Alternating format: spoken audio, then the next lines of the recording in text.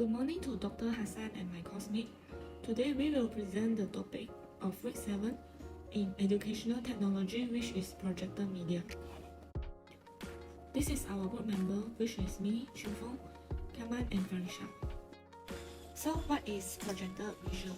According to Hillage, which is an American institutional designer, projector visual is a media format in which images are enlarged and displayed on the screen. There are many criteria of projector media.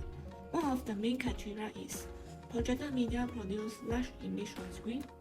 It also uses very bright light to project image and need electrical power to operate. Moreover, projector media need a big group of audience so that they can see the image together. And last, projector media also allow presenter to face the audience at all times. There are many types of projector media, such as overhead projector, opaque projector, film projector, which is common to project film in the cinema, LCD, which is common in our classroom, film strip projector, laser projector, slide projector, wire cooling, and visualizer. Now I will introduce about OHP, which is overhead projector. It is one of the most popular projector media in year of 80s and 90s.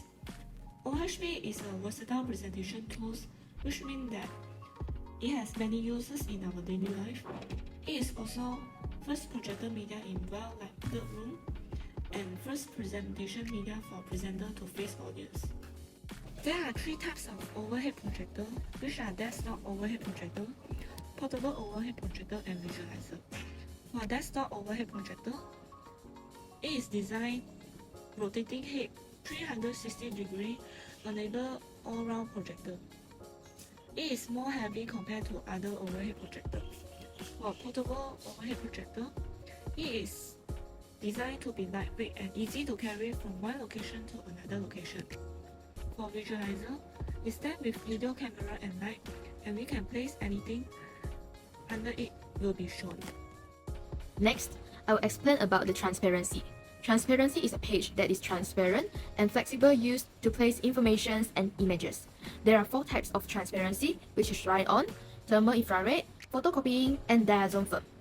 The first type of transparency is write-on transparency film, which we can easily write and draw on it with any pencil and marker.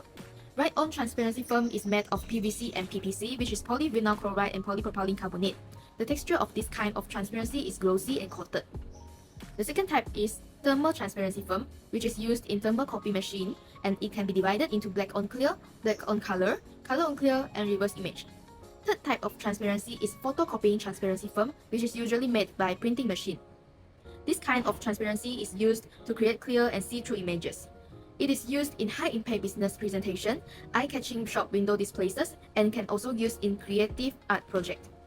Fourth type of transparency is diatom film, which contain diazo salts. The strength of this kind of transparency is it can perform details, but the weakness of this kind of transparency is the process of making this kind of transparency is complicated and need to take a long time. There are 3 types of tools and materials for the projected media.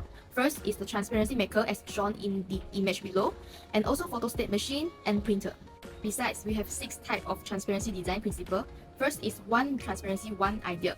Means that the information in the transparency must direct to the point and clear. And we are also suggested to separate the complex information. We should make it easier to understand and avoid obscure format. Then, we should use about 7 words in one line and around 7 lines in each transparency so that it is easier for the reader to read. Suitable font size is also important for the transparency design. For the title, we are suggested to use not less than 24 points, and for the content, we are suggested to use not less than 14 points. And suitable color combination is also important to attract attention of the reader and raise their interest. Because color can create mood and also can act as focus element. So we can use contrast color, for example yellow and black, blue pair with white, or just simply use black and white. And the most important is the color of the background and the word cannot be the same. There are several presentation techniques. First, we must switch off when changing the transparency. And if we want to show something, we must use the pointer.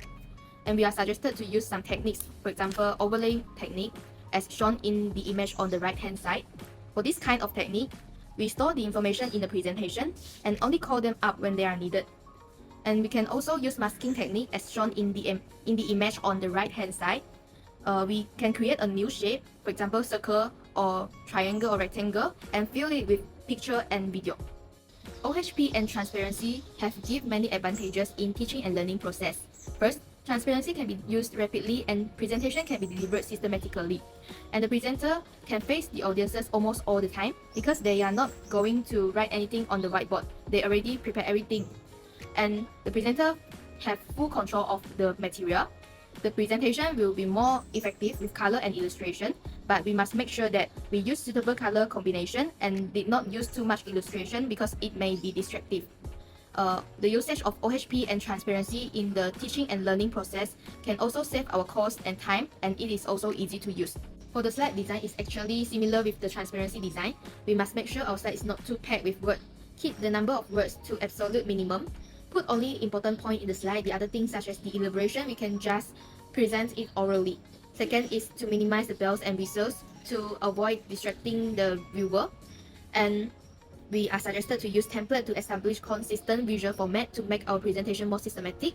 We can also use appropriate graphics. We can select or create graphics that can effectively deliver our message. For the background, we are suggested to use light background with dark text on it. Busy wallpaper backgrounds is not suggested. Font type, we can use Arial or Times New Roman and so on. That is easier for the reader to read. The size of the font is suggested to use 24 point and larger to ensure the readability. Color of font should contrast with the background. We cannot use the same color of font as the background. Full surface screen.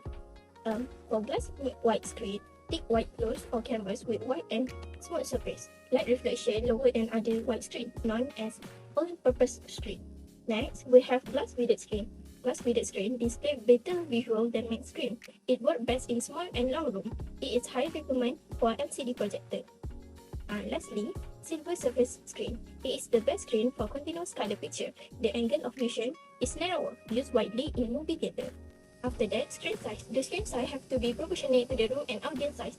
Formula screen size, we use 2:6, where the nearest audience should be not nearer than 2W, and the furthest audience should not be further than 6W from the screen. Projector placement. Proper projector placement ensures that everyone in the audience has a clear view of content being projected. Let's start with the overhead projector.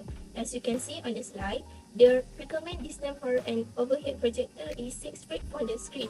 It is to make sure the projector is positioned correctly to avoid distortion and ensure legibility. Next up, we have 16mm film projector. Unlike overhead projector, film projector require a greater distance, specifically 23 feet. We need to adjust focus and alignment carefully for optimal image quality. Lastly, let's discuss the slide projector with a zoom lens. The note on the slide mentioned 2x2 inch slide projector with a zoom lens extend to 6 inch. This type of projector allows flexibility in adjusting the image size. We should remember to consider the presentation space when adjusting the room and lens extension. Finally, image rows of green text representing for our audience. Proper projector placement ensure that everyone from the front to the back can see content clearly. Now we see how different lens affect the size of the projected image. Let's start with the 1-inch lens. As shown on the slide, this lens produces the biggest image projection.